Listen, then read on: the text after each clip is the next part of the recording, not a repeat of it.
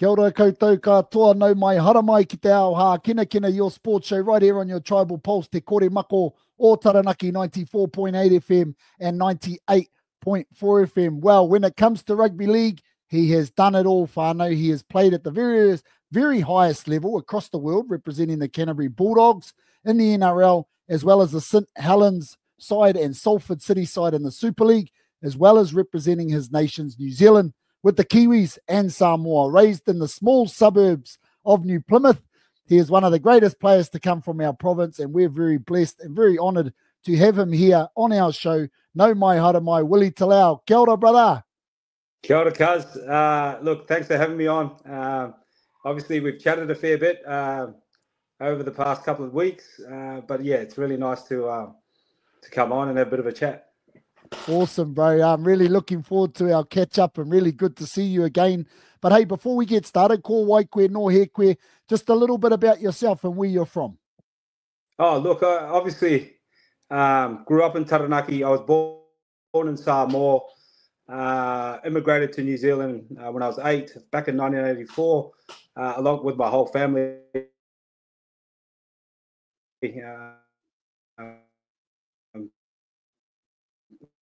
We spent one, the next day, went straight down to Taranaki, where we lived right up through my youth and right up until I was about 21 when I left. But look, I really enjoyed my time in Taranaki. I really enjoyed being a part of the community, and just such a great place to grow up. So I've always appreciated obviously everything that I learned in Taranaki and all the mates that I made along the way. So yeah, so and then obviously my journey then took me to that I learned along the way, especially down at the local fields down at Western Suburbs.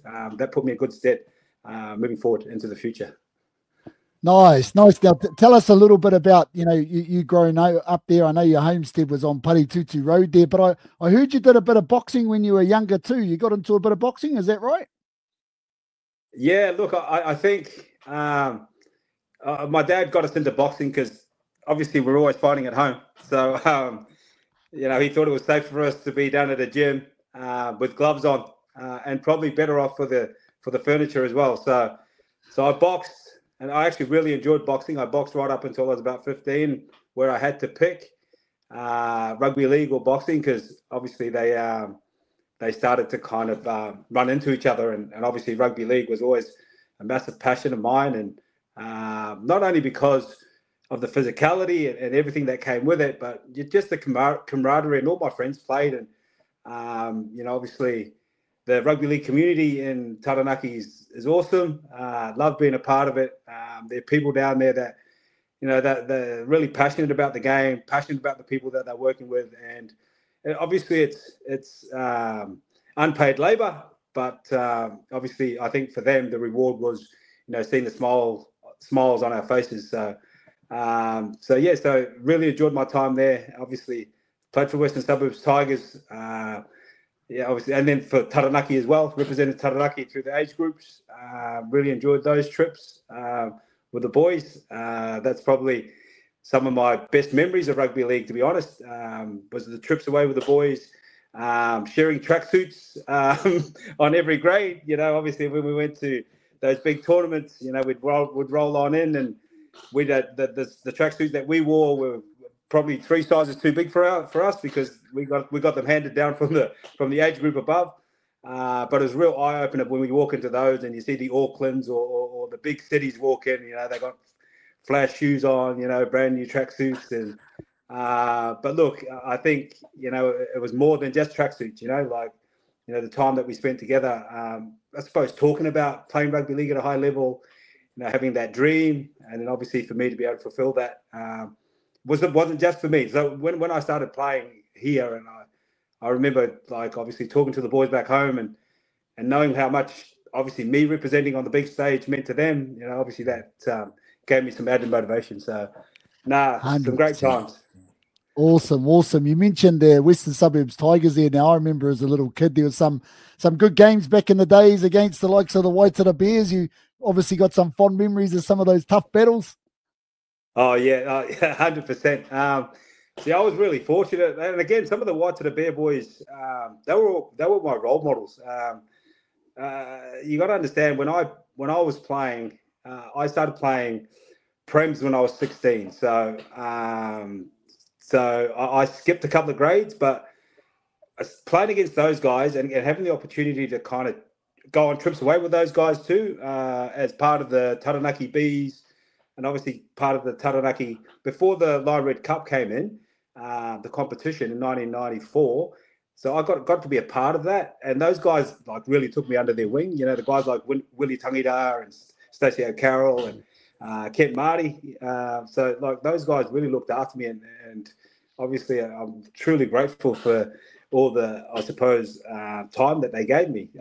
So when I got to play against them, you know what I mean? They didn't look after me, but they knew that I could compete really hard. So no, it was always a nice challenge, because like back then when we played, you know, there's a lot of things that you can't do anymore. Do you know what I mean? So the game that we played it wasn't refereed the way it is now. Do you know what I mean? Yeah. So, you know, you had to really watch your back, because some of the stuff that I seen on some of the footy fields there, you know what I mean? Like guys like Brian Rahi, you know, just crazy stuff, you know what I mean? And I talk about those stuff now, and people just look at me and go, no. I said, mate, like seriously, like, and which also I think that all that kind of hard grounding put me in good stead for when I played NRL. Like when I played NRL, I'd already played against the toughest people I've ever met. And being a 16-year-old, and I guarantee you, being a 16-year-old, like I was in fear of my life, and I basically ran fast out of necessity, not just to be safe. You know what I mean? So, but you know, all those experiences put me in really good stead for NRL, because I knew that nothing that at NRL I wasn't prepared for because of that grounding. So, but yeah, some really good people. I know Willie Talau was somebody that I really looked up to, because like he was just an ultimate professional, you know. And actually, I try and chat to him now and again, but I see him on socials and that, and he still looks like he's, you know, a young man. And you know what I mean. And like I used to watch those guys train as well, like, you know, that type of influence. So for me, just watching those guys train and how they went about their business, and you know what I mean. Like it's just, you know, that's where I believe you get most of your learning. You know what I mean? The coaches can tell you about the A's and B's and how to play the game, but the people that really show you how to play the game are the ones that play. So, you know what I mean? They're the guys that, I suppose, opinions really matter to you. So, no. You know, all those things have really helped me along the way, yeah. That's awesome. Well, like you mentioned, you went on to represent Taranaki, play for the Rockets. You got named in the Taranaki team of the century, and you also represented the junior Kiwis. This must have been a special, you know, special time for you playing at a representative level, especially junior Kiwis, and getting named in Taranaki team of the century. Oh, look, absolutely. Obviously, when you play, you don't play for these accolades. There are probably things that happen, you know, especially the team of the century. Those are the things that happen like way after you finish. But playing junior Kiwis was always a dream of mine. Again, because we go to those age groups, and we're always seen as the second, you know, obviously second citizens nearly at those things. You know what I mean? Like everybody just overlooks you. So, look, I think we had a really good group. And you'll probably hear a lot of players talk about no one can get there by themselves. So, you know, I was part of a really good group that helped progress. Like obviously we're always second division. So, and you spend 2 years at every group, at every division. So what we did was we did really well. One B division, which put us into A division, which then gives you a better look. You know what I mean? So, and that's basically what happened. So, you know, the boys that obviously was there last year, but my first year, they were the ones that got me to that to get that opportunity in first division. So I always look at it like that, because that's what footy's like. Like if you go there thinking that you're going to get there on your own, then you're not going to, because at the end of the day, someone's got to do something for you, and you've got to definitely do something for others, because it's a team game, you know. So yeah.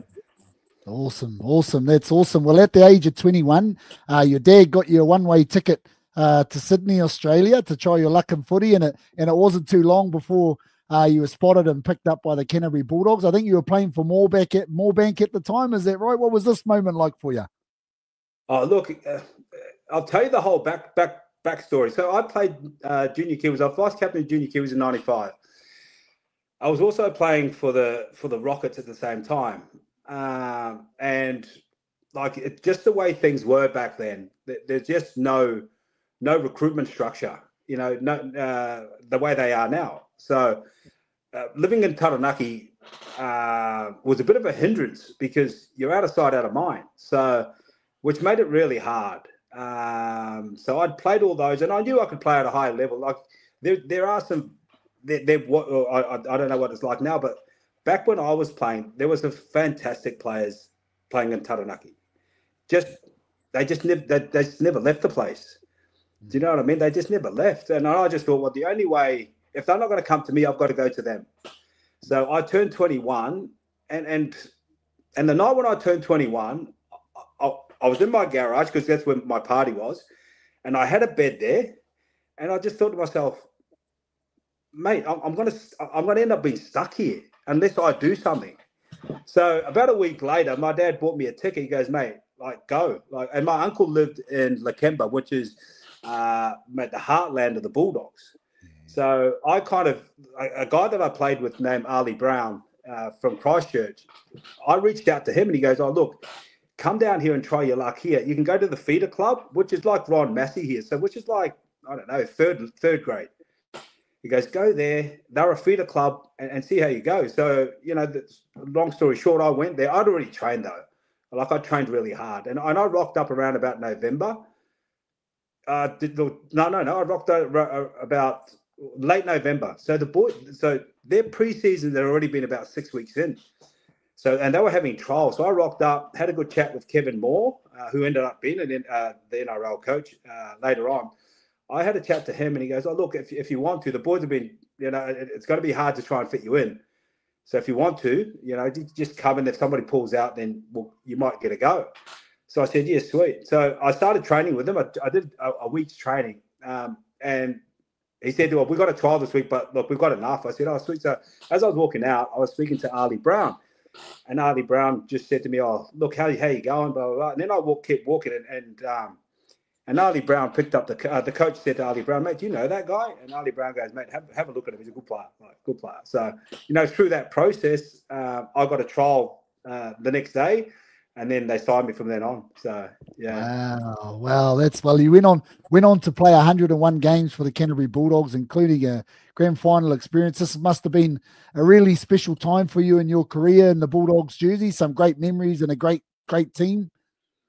Oh, look, and like I mentioned before, I think playing that hard style football in New Zealand like helped me become a Bulldog to begin with, because look, the Bulldogs play a certain style, and I'm a massive believer that like what you like about footy, there's a team there that values that.